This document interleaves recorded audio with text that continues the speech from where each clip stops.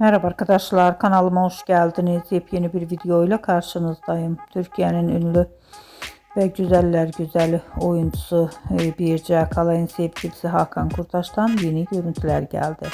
Ben de bu görüntüleri sizler için YouTube kanalımda video halinde sunuyorum arkadaşlar. Hakan Kurtaş'ın tatil paylaşımlarını görmek istiyorsanız da kanalımı izlemeyi ve bildirim butonuna basmayı unutmayın. Şimdilik benden bu kadar olsun. Yeni videomuzda görüşmek üzere. Hoşça kalın.